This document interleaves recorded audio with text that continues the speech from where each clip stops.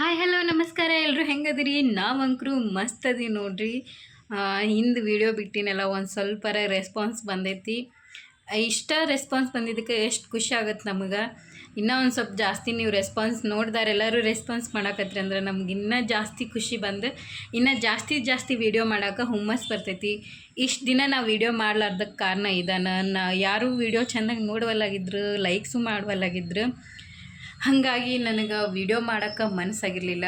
ಆಮ್ಯಾಗ ಮತ್ತು ಎಲ್ಲರೂ ಕೇಳಾಕತ್ರ ಕಲಾ ಕನ್ನಡದ ಮಾಡಿರಿ ಅಂತಂದು. ಸೊ ಇವತ್ತು ನಾನು ಸೆಕೆಂಡ್ ಪಾಠ ಅಂದ್ರೆ ಘಟಕ 1 ಸಮಾಜದ್ರೊಳಗೆ 1.2 ಸೆಕೆಂಡ್ ಪಾಠವನ್ನು ಮಾಡಾಕತ್ತೀನಿ. ಬರ್ರಿ ನೋಡೋಣ. ಸೆಕೆಂಡ್ ಪಾಠ ಯಾವುದಪ್ಪ ಅಂದ್ರೆ ಮುಗ್ಧತೆಯ ಪುರಾಣ. ಬರ್ರಿ ಇದು ಹೆಂಗಿರುತ್ತಂತಂದು ನೋಡ್ಕೊತ ಹೋಗೋಣ. ರೆಡಿ? ಬರ್ರಿ. ಈ ಚಾಪ್ಟ್ರು ಕೂಡ ಒಂದು ಪದ್ಯ ಆಗೈತಿ. ಬರ್ರಿ ಈ ಪದ್ಯದ ಸಾಲುಗಳನ್ನು ಎಕ್ಸ್ಪ್ಲೇನ್ ಮಾಡ್ಕೊತ ಓದ್ಕೋತ ಅರ್ಥ ಮಾಡ್ಕೋತ ಹೋಗೋಣಂತ. ಬರ್ರಿ ಮೊದಲನೇ ಪದ್ಯ ಸ್ಟಾರ್ಟ್ ಮಾಡೋಣ. ಅವಳು ಹುಲ್ಲುಗಾವಲಿಗೆ ಹೋಗುತ್ತಾಳೆ ಎಂದಿನಂತೆ ಒಂದು ಬೇಸಿಗೆಯ ದಿನ. ಒಂದು ಬೇಸಿಗೆಯ ದಿನದೊಳಗೆ ಅವಳು ಎಂದಿನಂತೆ ಮಾಮೂಲಿಯಂತೆ ಹಚ್ಚ ಹಸುರಾದ ಹುಲ್ಲುಗಾವಲಿನತ್ತ ನಡೆಯುತ್ತಾಳೆ ಅಂತಂದು ಕವಿ ಹೇಳ್ತಾರೆ. ತನ್ನನ್ನೇ ತಾನು ನೋಡಿಕೊಳ್ಳುವ ಆ ಕೊಳದ ಬಳಿಯಲ್ಲಿ ಇಲ್ಲಿ ತನ್ನ ಪ್ರತಿಬಿಂಬವನ್ನು ನೋಡಿಕೊಳ್ಳಲು ಸಾಧ್ಯವಾಗುವಂತಹ ಒಂದು ಸಣ್ಣ ಕೊಳವಿದೆ ಅಂತಂದು ಹೇಳ್ತಾರೆ. ನಿಲ್ಲುತ್ತಾಳೆ ಕ್ಷಣಕಾಲ ಎಂದಿನಂತೆ ಯಾವಾಗಲೂ ಮಾಡುವಂತೆ ಆ ಕೊಳದ ಪಕ್ಕದಲ್ಲೇ ಅವಳು ಒಂದು ಕ್ಷಣ ನಿಲ್ಲುತ್ತಾಳೆ. ಆಗಿದೆಯೇ ಏನಾದರೂ ಬದಲಾವಣೆ ತನ್ನಲ್ಲಿ ಎಂದು ತಿಳಿಯುವ ಆಸೆ. ತನ್ನ ರೂಪದಲ್ಲಿ ಅಥವಾ ವ್ಯಕ್ತಿತ್ವದಲ್ಲಿ ಏನಾದರೂ ಬದಲಾವಣೆ ಆಗಿದೆಯೇ ಎಂದು ತಿಳಿದುಕೊಳ್ಳುವ ಕುತೂಹಲ ಮತ್ತು ಆಸೆ ಅವಳಿಗಿತ್ತು. ಅಲ್ಲಿ ಅವಳನ್ನೇ ಕಾಣುತ್ತಾಳೆ. ಮಗಳತನದ ಭೀಕರ ಪೋಷಾಕು ನೇತು ಹಾಕಿಕೊಂಡಿದೆ ಇನ್ನು ಅವಳಿಗೆ. ಕೊಳದ ನೀರಿನಲ್ಲಿ ತನ್ನ ಪ್ರತಿಬಿಂಬವನ್ನು ನೋಡಿದಾಗ ಅವಳಿಗೆ ತನ್ನ ಹಳೆಯ ರೂಪವೇ ಕಾಣಿಸುತ್ತದೆ. ಮಗಳತನ ಎಂಬ ಸಾಮಾಜಿಕ ಚೌಕಟ್ಟು ಅಥವಾ ಜವಾಬ್ದಾರಿಯ ಭಾರದ ಉಡುಪು ಇನ್ನೂ ತನ್ನನ್ನು ಬಿಟ್ಟಿಲ್ಲ, ತಾನು ಅದರಿಂದ ಹೊರಬಂದಿಲ್ಲ ಎಂಬ ಭಾವನೆ ಅವಳಿಗೆ ಮೂಡುತ್ತದೆ. ಒಟ್ಟಾರೆಯಾಗಿ ಈ ಪದ್ಯದ ಸಾರಾಂಶವೇ ಏನಪ್ಪ ಒಬ್ಬ ಮಹಿಳೆಯ ಆತ್ಮಾವಲೋಕನವನ್ನು ಚಿತ್ರಿಸುತ್ತವೆ. ಅವಳು ತನ್ನಲ್ಲಿ ಬದಲಾವಣೆ ಬಯಸುತ್ತಿದ್ದರೂ ಸಮಾಜ ಅಥವಾ ಕುಟುಂಬದ ನೀಡಿದ ಮಗಳು ಎಂಬ ಸಾಂಪ್ರದಾಯಿಕ ಪಾತ್ರದಿಂದ ಹೊರಬರಲು ಅವಳಿಗೆ ಸಾಧ್ಯವಾಗುತ್ತಿಲ್ಲ ಎಂಬ ನೋವು ಇಲ್ಲಿ ವ್ಯಕ್ತವಾಗುತ್ತದೆ. ನೆಕ್ಸ್ಟ್ ಪದ್ಯ. ಬಹಳ ಸನಿಹವೆಂದೇ ಕಾಣಿಸುತ್ತಿದ್ದಾನೆ ಸೂರ್ಯ ನೀರಿನೊಳಗೆ. ನೀರಿನಲ್ಲಿ ಪ್ರತಿಫಲಿಸುತ್ತಿರುವ ಸೂರ್ಯನು ತನಗೆ ಅತ್ಯಂತ ಹತ್ತಿರವಿದ್ದಾನೆ ಎಂದು ಅವಳಿಗೆ ಭಾಸವಾಕ್ಕೈತಿ. ಅಗೋ ನನ್ನ ಸಹೋದರ ಮಾವ ಮತ್ತೆ ಪತ್ತೇದಾರಿ ಮಾಡುತ್ತಿದ್ದಾನೆ ಎಂದುಕೊಳ್ಳುತ್ತಾಳೆ. ಏನಪ್ಪ ಸೂರ್ಯನನ್ನು ತನ್ನ ಸಹೋದರ ಮಾವನೆಂದೇ ಸಂಬೋಧಿಸುತ್ತಾಳೆ. ಆತ ತನ್ನನ್ನು ರಹಸ್ಯವಾಗಿ ಗಮನಿಸುತ್ತಿದ್ದಾನೆ ಪತ್ತೇದಾರಿ ಎಂದು ತಮಾಷೆಯಾಗಿ ಭಾವಿಸುತ್ತಾಳೆ. ಪ್ರಕೃತಿಯಲ್ಲಿನ ಪ್ರತಿಯೊಂದು ಅದು ಹೇಗೋ ಅವಳಿಗೆ ನಂಟನಂತೆಯೇ ಕಾಣುತ್ತದೆ. ನಿಸರ್ಗದ ಪ್ರತಿಯೊಂದು ಅಂಶವೂ ಅವಳಿಗೆ ಒಬ್ಬ ಆಪ್ತ ಸಂಬಂಧಿಯಂತೆ ಅಥವಾ ಹಿತೈಷಿಯಂತೆ ಗೋಚರಿಸುತ್ತದೆ. ನಾನು ಎಂದು ಒಬ್ಬಳೇ ಇಲ್ಲ, ನಾನು ಒಬ್ಬಳೇ ಇರಲು ಎಂದೂ ಸಾಧ್ಯವಿಲ್ಲ ಎಂದುಕೊಳ್ಳುತ್ತಾಳೆ ಅವಳು. ನಾನು ಜಗತ್ತಿನಲ್ಲಿ ಒಂಟಿಯಲ್ಲ, ಪ್ರಕೃತಿ ಸದಾ ನನ್ನ ಜೊತೆಗಿದೆ ಎಂಬ ಅಚಲ ವಿಶ್ವಾಸ ಮತ್ತು ಆಪ್ತತೆ ಅವಳಿಗಿರುತ್ತೆ. ಪ್ರಾರ್ಥನೆಯಾಗುತ್ತದೆ ಆ ಆಲೋಚನೆಯೇ. ಅವಳ ಈ ಗಾಢವಾದ ಆಲೋಚನೆಯೇ ಭಕ್ತಿಯಿಂದ ಕೂಡಿದ ಒಂದು ಪ್ರಾರ್ಥನೆಯ ರೂಪವನ್ನು ಪಡೆಯುತ್ತದೆ ಅಂತ ಇಲ್ಲಿ ಕವಿ ಹೇಳ್ತಾರೆ. ಸಾವು ಪ್ರತ್ಯಕ್ಷವಾಗುತ್ತದೆಯೇ ಆಗ ಅವಳ ಪ್ರಾರ್ಥನೆಗೆ ಅದು ಉತ್ತರ ಎನ್ನುವ ಹಾಗೆ. ಅಂದ್ರೆ ಆ ಕ್ಷಣದಲ್ಲೇ ಸಾವು ಸಂಭವಿಸುತ್ತದೆ. ಅದು ಅವಳ ಪ್ರಾರ್ಥನೆಗೆ ಸಿಕ್ಕ ದೈವಿಕ ಉತ್ತರ ಎಂಬಂತೆ ಇಲ್ಲಿ ಕವಿ ವರ್ಣಿಸಿದ್ದಾರೆ. ಅಂದ್ರೆ ಒಟ್ಟಾರೆಯಾಗಿ ಈ ಪದ್ಯದ ಸಾರಾಂಶ ಏನಪ್ಪ ಅಂದ್ರೆ, ಇಲ್ಲಿ ಕವಿಯು ಪ್ರಕೃತಿ ಮತ್ತು ಮಾನವನ ನಡುವಿನ ಅವಿನಾಭಾವ ಸಂಬಂಧವನ್ನು ಬಿಂಬಿಸುತ್ತಾರೆ.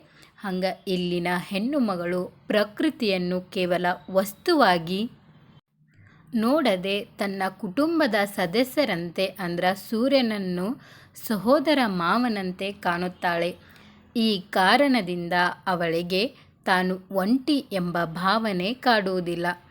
ಅವಳ ಈ ಸಕಾರಾತ್ಮಕ ಮತ್ತು ಪ್ರಕೃತಿ ಪ್ರೇಮದ ಆಲೋಚನೆಯೇ ಒಂದು ಪ್ರಾರ್ಥನೆಯಾಗಿ ಬದಲಾಗುತ್ತದೆ.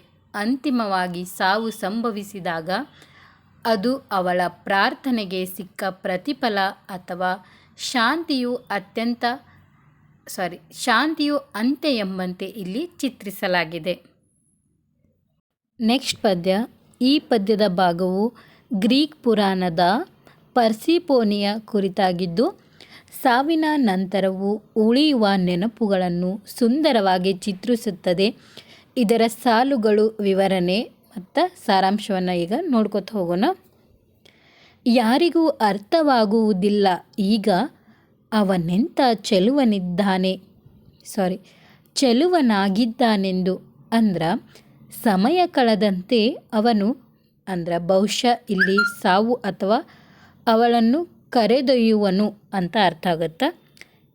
ಅಂದ್ರೆ ಸಮಯ ಕಳೆದಂತೆ ಅವನು ಎಷ್ಟು ಸುಂದರವಾಗಿದ್ದಾನೆಂಬುದು ಈಗ ಯಾರಿಗೂ ತಿಳಿಯುತ್ತಿಲ್ಲ ಅಥವಾ ಅರ್ಥವಾಗುತ್ತಿಲ್ಲ ಅಂತಂದು ಹೇಳ್ತಾರೆ. ಆದರೆ ಎಲ್ಲ ಚೆನ್ನಾಗಿ ನೆನಪಿದೆ ಪರ್ಸಿಫೋನಿಗೆ. ಅಂದ್ರೆ ಬಾಹ್ಯ ಜಗತ್ತು ಅವನನ್ನು ಮರೆತಿರಬಹುದು, ಆದರೆ ಪರ್ಸಿಫೋನಿಯಗೆ ಅವನ ಕುರಿತಾದ ಪ್ರತಿಯೊಂದು ವಿವರವೂ ಸ್ಪಷ್ಟವಾಗಿದೆ. ಅಂದ್ರೆ ನೆನಪಿದೆ. ಆಗಲೇ ಅಲ್ಲಿಯೇ ಮಾನವ ಕಣ್ಣಳತೆಯಲ್ಲಿಯೇ ಅಂದ್ರೆ ಆ ನಿರ್ದಿಷ್ಟ ಕ್ಷಣದಲ್ಲಿ ಹಿರಿಯರು ಅಥವಾ ಸಂಬಂಧಿಕರ ಸಮ್ಮುಖದಲ್ಲೇ ನಡೆದ ಘಟನೆಗಳನ್ನು ಇದು ಸೂಚಿಸುತ್ತದೆ. ಅವನು ತನ್ನನ್ನು ಅಪ್ಪಿಕೊಂಡಿದ್ದು ಕೂಡ ಹಾಗೆಯೇ ನೆನಪಿದೆ. ಅಂದ್ರೆ ಅವನು ಅವಳನ್ನು ಅಪ್ಪಿಕೊಂಡು ಆ ಆತ್ಮೀಯ ಕ್ಷಣ ಅವಳ ಮನಸ್ಸಿನಲ್ಲಿ ಇಂದಿಗೂ ಹಸಿರಾಗಿದೆ ಅಂತಂದು ಈ ಲೈನ್ ಹೇಳ್ತೈತಿ. ಅವನ ಬರಿತೋಳುಗಳ ಮೇಲೆ ಫಳಫಳನೆ ಹೊಳೆದ ಸೂರ್ಯನ ಬೆಳಕು ನೆನಪಿದೆ ಅದೂ ಕೂಡ. ಅಂದ್ರೆ ಅವನ ತೋಳುಗಳ ಮೇಲೆ ಸೂರ್ಯನ ಕಿರಣಗಳು ಬಿದ್ದಾಗ ಉಂಟಾದ ಆ ಹೊಳಪು ಕೂಡ ಅವಳಿಗೆ ಮರೆಯಲಾಗದ ನೆನಪಾಗಿದೆ ಅಂತಂದು ಹೇಳ್ತಾರೆ. ಒಟ್ಟಾರೆಯಾಗಿ ಈ ಪದ್ಯದ ಸಾರಾಂಶ ಏನಪ್ಪ ಅಂದ್ರೆ, ಈ ಕವಿ ಏನು ಹೇಳತ್ತಾರಪ್ಪ ಅಂದ್ರೆ, ಪರ್ಸಿಫೋನೆ ಎಂಬ ಪಾತ್ರದ ಮೂಲಕ ಮನುಷ್ಯನ ನೆನಪುಗಳ ಶಕ್ತಿಯನ್ನು ತೋರ್ಪಡಿಸುತ್ತದೆ. ಲೋಕವು ಒಬ್ಬ ವ್ಯಕ್ತಿಯ ಅಂದವನ್ನು ಅಥವಾ ಅವನ ಇರುವಿಕೆಯನ್ನು ಮರೆತು ಬಿಡಬಹುದು, ಆದರೆ ಪ್ರೀತಿಸಿದವರಿಗೆ ಅಥವಾ ಆ ಕ್ಷಣವನ್ನು ಅನುಭವಿಸಿದವರಿಗೆ ಪ್ರತಿಯೊಂದು ಸಣ್ಣ ವಿವರವು ಅಂದ್ರೆ ಸೂರ್ಯನ ಬೆಳಕು ಬಿದ್ದ ರೀತಿ ಸೇರಿದಂತೆ ಅಮರವಾಗುತ್ತದೆ. ಸಾವು ಎಲ್ಲವನ್ನು ಕಸಿದುಕೊಳ್ಳಬಹುದು, ಆದರೆ ಕಳೆದ ಸುಂದರ ಕ್ಷಣಗಳ ನೆನಪನ್ನು ಅಳಿಸಲು ಸಾಧ್ಯವಿಲ್ಲ ಎಂಬುದು ಈ ಭಾಗದ ಆಶಯವಾಗೈತಿ. ನೆಕ್ಸ್ಟ್ ಒಂದು. ಅವಳ ನೆನಪಿನಲ್ಲಿ ಸ್ಪಷ್ಟವಾಗಿ ಉಳಿದಿರುವ ಕೊನೆಯ ಕ್ಷಣ ಅದು ಮಾತ್ರವೇ. ಅಂದ್ರೆ ಅವಳ ಜೀವನದ ಎಲ್ಲ ನೆನಪುಗಳಿಗಿಂತ ಒಂದು ನಿರ್ದಿಷ್ಟವಾದ ಕೊನೆಯ ಕ್ಷಣ ಮಾತ್ರ ಅವಳ ಮನಸ್ಸಿನಲ್ಲಿ ಬಹಳ ಸ್ಪಷ್ಟವಾಗಿ ಉಳಿದೈತಂತಂದು ಹೇಳ್ತಾರೆ. ಆ ಬಳಿಕ ನಿಗೂಢ ಕಪ್ಪು ದೇವತೆ ಕರೆದೊಯ್ದು ಅವಳನ್ನು ದೂರ ಅಂದ್ರೆ ಆ ಕ್ಷಣದ ನಂತರ ಯಾವುದೋ ಒಂದು ರಹಸ್ಯಮಯ ಶಕ್ತಿ ಅಥವಾ ಸಾವು. ಅಂದ್ರೆ ಇಲ್ಲಿ ಕಪ್ಪು ದೇವತೆಯಿಂದ ಸಾಂಕೇತಿಕವಾಗಿ ಹೇಳ್ಯಾರ. ಅಂದ್ರೆ ಅವಳನ್ನು ಅವಳ ಮೂಲ ಅಸ್ತಿತ್ವದಿಂದ ಬಹಳ ದೂರಕ್ಕೆ ಕರೆದೊಯ್ಯಿತು ಅಂತಂದು ಹೇಳ್ತಾರೆ. ಅಂದರೆ ಈ ಪದ್ಯ ಭಾಗವು ಒಂದು ರೀತಿಯ ತಾತ್ವಿಕ ಅಥವಾ ಆಧ್ಯಾತ್ಮಿಕ ಚಿಂತನೆಯನ್ನು ಬಿಂಬಿಸ್ತೈತೆ ಅಂತಂದ ಹೇಳ್ತಾರೆ. ಅದ್ರಾಗ ಮೊದಲನೇ ವಿಷಯ ಏನಪ್ಪ ಅಂದ್ರೆ ಸ್ಥಿತ್ಯಾಂತದ ನಂತರ ಅಂದ್ರೆ ಒಬ್ಬ ವ್ಯಕ್ತಿಯ ಅಂದ್ರೆ ಹುಡುಗಿಯ ಜೀವನದ ಮಹತ್ವದ ಬದಲಾವಣೆಯನ್ನು ಇದು ತೋರಿಸ್ತೈತಿ. ಹಂಗೆ ಅವಳ ನೆನಪಿನಲ್ಲಿರುವ ಕೊನೆಯ ಕ್ಷಣವು ಅವಳ ಹಳೆಯ ಬದುಕಿನ ಅಂತ್ಯವನ್ನು ಸೂಚಿಸ್ತೈತಿ. ಹಂಗೆ ಅನಿವಾರ್ಯತೆ ಮತ್ತು ರಹಸ್ಯ ಅಂದರೆ ಇದು ನಿಗೂಢ ಕಪ್ಪು ದೇವತೆ ಎಂಬ ಪದವು ಮನುಷ್ಯನಿಗೆ ಅರಿಯಲಾಗದ ವಿಧಿ ಅಥವಾ ಸಾವನ್ನು ಸಂಕೇತಿಸ್ತೈತಿ. ಹಂಗೆ ಇದು ಅವಳನ್ನು ಸಂಪೂರ್ಣವಾಗಿ ಬದಲಾಯಿಸಿದೆ ಅಥವಾ ಬೇರೆಯದೇ ಲೋಕಕ್ಕೆ ಕರೆದೊಯ್ದಿದೆ. ಮೂರನೇದು ಏನಪ್ಪ ಅಂದ್ರೆ ಅಸ್ತಿತ್ವದ ಪ್ರಶ್ನೆ ಆಕೈತಿ. ಮುಂದೆ ಬರುವ ಸಾಲುಗಳಲ್ಲಿ ಅವಳು ತನ್ನ ತಾನು ಹುಡುಕಿಕೊಳ್ಳುವ ಅಪಹರಣದ ಬಗ್ಗೆ ಯೋಚಿಸುವ ಮತ್ತು ಅಂತಿಮವಾಗಿ ತನ್ನ ದೇಹದಿಂದ ಮುಕ್ತಿ ಬಯಸುವ ಬಗ್ಗೆಯೂ ಪ್ರಸ್ತಾಪಿಸಿದೆ. ಇದು ಜೀವನದ ಸಂಕೀರ್ಣತೆ ಮತ್ತು ಮನುಷ್ಯ ತನ್ನ ಅಸ್ತಿತ್ವವನ್ನು ಕಂಡುಕೊಳ್ಳಲು ಪಡುವ ಪಾಡನ್ನು ವಿವರಿಸುತ್ತದೆ. ಒಟ್ಟಾರೆಯಾಗಿ ಈ ಪದ್ಯ ಮನುಷ್ಯನ ಜೀವನದಲ್ಲಿ ಬರುವ ಅನಿರೀಕ್ಷಿತ ತಿರುವುಗಳು ಮತ್ತು ಆ ಬದಲಾವಣೆಯ ನಂತರ ಉಂಟಾಗುವ ಮಾನಸಿಕ ತಳಮಳವನ್ನು ಸುಂದರವಾಗಿ ಚಿತ್ರಿಸಿದ್ದಾರೆ. ಇದಿಷ್ಟು ಸೆಕೆಂಡ್ ಅಂದ್ರೆ ಮುಗ್ಧತೆಯ ಪುರಾಣದ ಅರ್ಧ ಭಾಗ ಆಗೈತಿ. ಇನ್ನರ್ಧ ಭಾಗವನ್ನು ಮುಂದಿನ ವಿಡಿಯೋದಾಗ ನೋಡೋಣಂತ. ಇದ್ರಾಗ ಮಾಡಿದ್ರೆ ವಿಡಿಯೋ ಭಾಳ ಲೆಂತಿ ಆಕತಿ. ಸೊ ಅದಕ್ಕೆ ಮುಂದಿನ ವಿಡಿಯೋದಾಗ ನೋಡೋಣಂತ.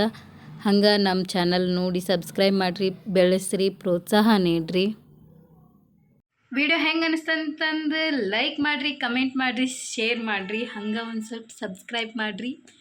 ಧನ್ಯವಾದಗಳು, ನಮಸ್ಕಾರ. ಮತ್ತೆ ಮುಂದಿನ ವಿಡಿಯೋದಲ್ಲಿ ಸಿಗೋಣ. ಬಾಯ್.